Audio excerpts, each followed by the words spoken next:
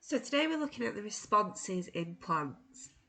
So we want to know that tropisms are responses to stimuli that maintain the roots and shoots of flowering plants in a favourable environment. Growth factors control growth in response to directional stimuli. In flowering plants, certain growth factors diffuse from growing regions to other tissues. And what is the function of indole acetic acid, or IAA, in controlling tropisms in flowering plants? So, looking at tropisms, so flowering plants increase their chances of survival by responding to changes in their environment. They sense the direction of light and grow towards it to maximise light absorption for photosynthesis. They sense gravity, so their roots and shoots grow in the right direction. Climbing plants have a sense of touch, so they find things to climb to reach sunlight, and that is called thigmotropism. So tropism is a response to a directional stimulus. Plants respond to stimuli by regulating their growth. A positive tropism is growth towards a stimulus, whereas a negative tropism is a growth away from the stimulus. So you can see here this diagram is showing that the plant is negatively geotropic because it is growing against gravity. The shoot is growing upwards against gravity. Phototropisms. So photo means light. So a phototropism is the growth of a plant in response to light. Shoots are positively phototropic and grow towards light. Roots are negatively phototropic, so they grow away from light. So you can see here the light is shining, the shoots grow towards light, so they're positively phototropic. In this one, the roots are growing away from light, so they are negatively phototropic.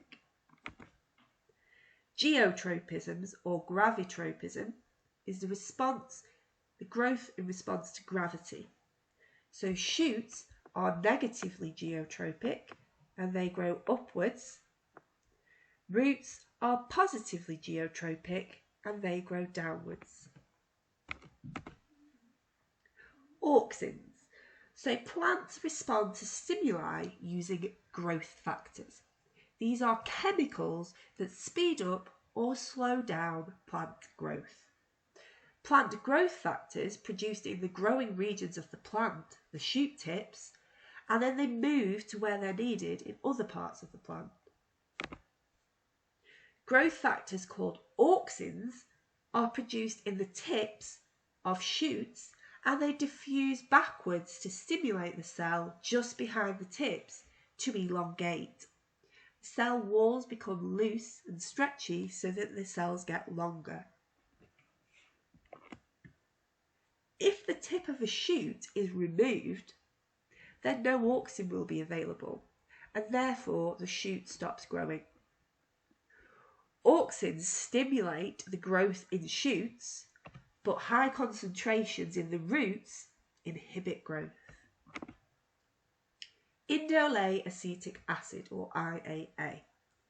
Indole acetic acid, or IAA, is an important auxin that's produced in the tips of shoots and roots, specifically in flowering plants. And they are moved around the plant in short distances by diffusion and active transport, or in long distances via the phloem. And their job is to control tropisms. This results in different parts of the plant having different quantities of IAA. The uneven distribution of IAA means there's uneven growth of the plant. Phototropism. IAA moves to the more shaded parts of the shoots and roots, so there's uneven growth. So in this one, the IAA moves to the dark side or the shaded side, and that causes cells to elongate on that side, on the shaded side, and that causes the shoot to bend towards the light. In roots, the IAA moves away to the shaded side, away from the light, but in the roots, growth is inhibited where there's more IAA, so that means there's less growth on this side, therefore the root bends downwards, away from light. Geotropism. IAA moves to the underside of the shoots and roots, so there's uneven growth. So the IAA moves downwards with gravity. However, in shoots, where there's more IAA, this causes the cells to elongate on that side, and that causes the shoots to grow up against gravity.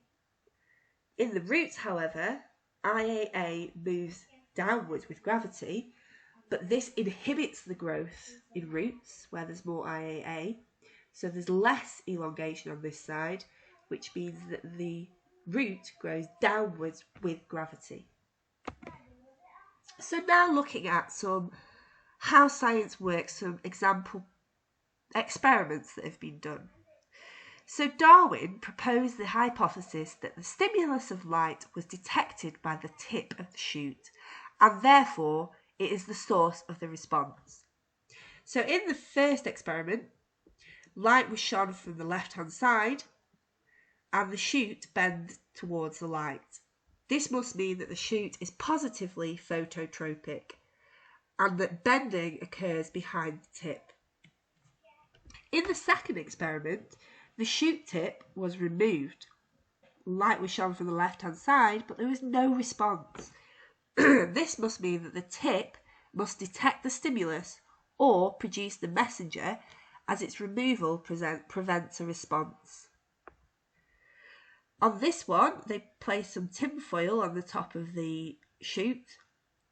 They still shone light from the left-hand side, but there was no response, which must mean the light stimulus must be detected by the tip. Other scientists then hypothesised a chemical substance was being produced in the tip and transported down the stem where it caused a response.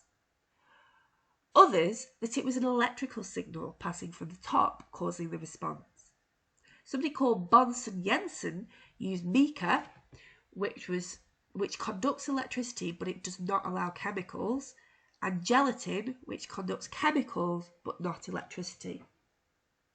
So on this one, they would put the mica, which conducts electricity but not chemicals. The light was shone, but the chemical could still move to the shaded side, and therefore it bent towards the light. So when mica was on the illuminated side of the shoot, it allows the hormone to pass down the shaded side where it increases the growth and causes bending. However, when they put mica on the shaded side, which didn't let chemicals pass through, the movement of chemical down the shaded side is prevented by mica, therefore there's no response. This experiment, the tip was removed, but they put a gelatin block which allows chemicals to move through, and they put the tip on top, but because gelatin allows chemicals to move through, it could still pass down the shaded side and it could still bend towards the light. As gelatin allows chemicals to pass through it, but not electrical messages, the bending which occurs must be due to a chemical passing from the tip. The next experiment shows that the growth factor can only initially go down the side still attached to the stem, causing it to bend that way. So both the tips were put in the dark, tips were removed and then displaced slightly, which meant that the part that the tip was still attached to could still grow. So the shoot bends towards the side where there was no tip present.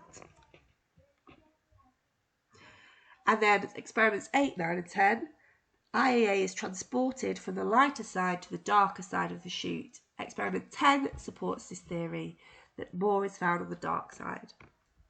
So here they were both put in, this one was put in the dark, this one was put in the light, and IAA was collected from both shoots and the amounts compared. The total IAA collected in each case was approximately the same. In this one, a thin glass plate was put through the whole tip, The IAA collected either side of the glass plate was measured, and the amount of IAA collected is approximately the same either side of the glass plate. And then this one, the glass plate was placed so that lateral transfer could happen at the tip. IAA was collected on either side of the glass plate, and you found that 30% was found on the side with the light, and 70% was found on the shaded side, which means the IAA moved to the shaded side, which caused elongation, so it bent towards the light.